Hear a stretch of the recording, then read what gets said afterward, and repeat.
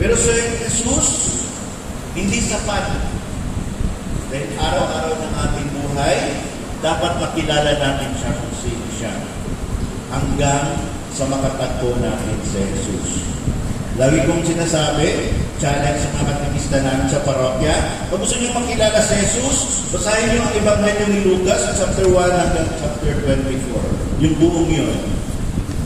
One chapter a day, mahala kayo. At your own pace, makikilala niyo kung sino si Jesus. Chapter 1 hanggang 24, yun lang naman ang laman ng Aklat ni Lucas. Ebanghelyo ni Lucas. 1 to 24. That is the fire o play the 14 carries. At ito rin yung mission na nais niyang yakapin natin. Yan yung lumabas kanina sa inyong workshop, sacramentalize but not evangelize. Puro panlabas lamang at nakasentro sa mga non-essentials. Kaya ang dapat na gawin, anyayahan sila pumasok sa loob ng jeep, meaning sa simbahan. Hindi lang sa labas.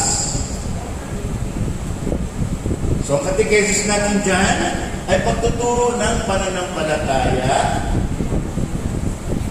sa loob na. Okay? So, ito yung mga uri ng mga Katoliko. Nominal. Ito yung mga Katoliko sa pangalan lang, pero din sa kilos at gawa. Proud sila sabihin sila ay Katoliko. Pero hindi alam kung ilan ang 7 sakramento. Ilan ang 7 sakramento? 7 nga eh. Ilan ang 10 utos ng Diyos? 10. Isip pa. Ay, ako. Basta mo. Hindi na mabas. Amoyin mo. Inaamoy. Kahulugan ng misa. Yan po yung mga nominal na Katoliko. Walang tiwala sa mga pari at sariling sikap na lang. Kaya madalas, mga matamlay na Katoliko, laging sinasabi ko na mag-upusan sa pari na natako lang yan. Diba? Pwede namang diretso sa Diyos. O dito diretso sa Diyos. Hindi na natin kung papatawarin ka. Kaya kayo tinalagay yung mga pari bilang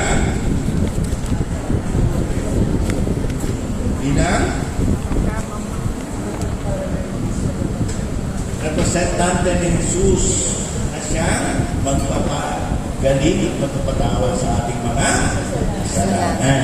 Kaya kailangan natin yung pari. Sila rin yung tinatawag natin KBL. Ano di ba yung KBL?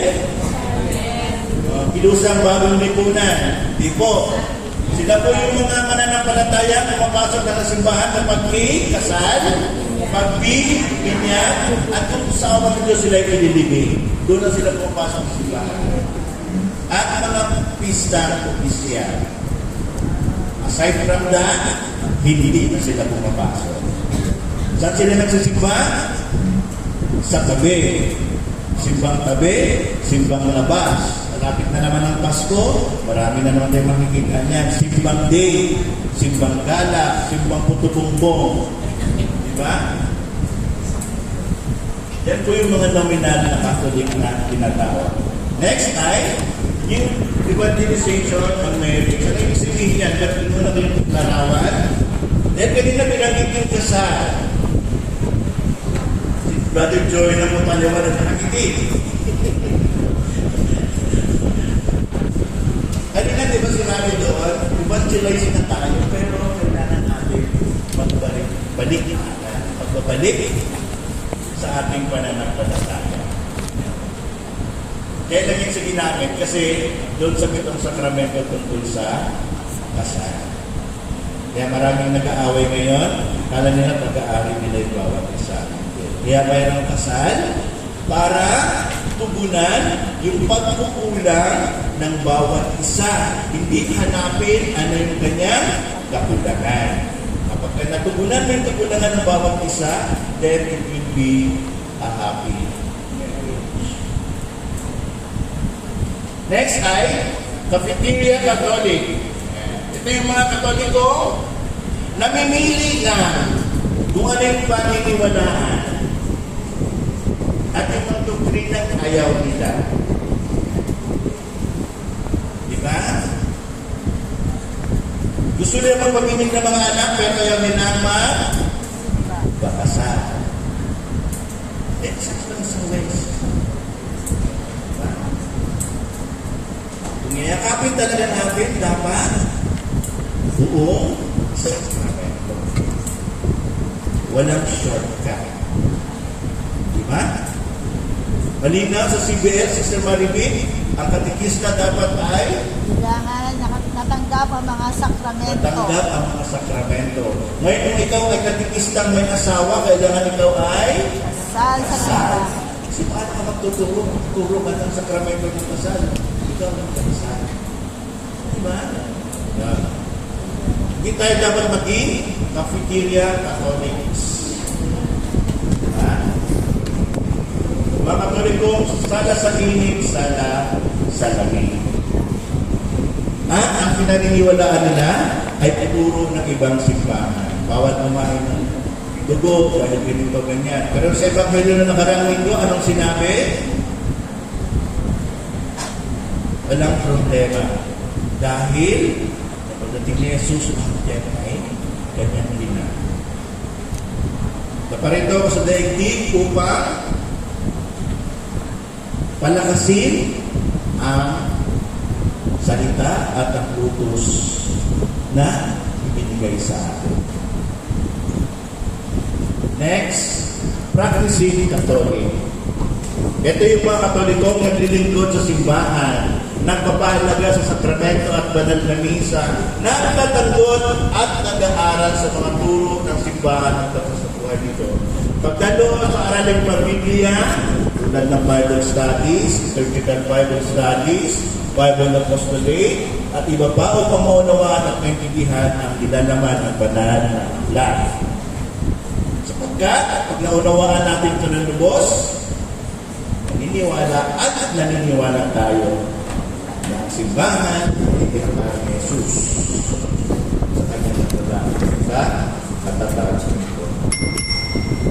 Times 2. So, sa ating pagpapahayag, kailangan natin na kirigmati. Ibig sabihin, yung pagmamahal ng Diyos ay kailangan nararamdaman. We do not impose, but we invite. Okay? Doktor, bel pa. Bell na daw. Bell ka ba daw?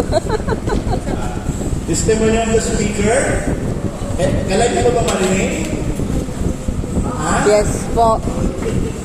Kailan ba marinig yung testimony ng speaker? Hindi na. Yes po. Next lang itong biography sa Pilipinas naman. Ako po ay taga Mindanao. Hindi po ako taga Manila. Ako po ay taga Cotabato City. Okay? Sa malayong bayan ng Cotabato. Wala sa aming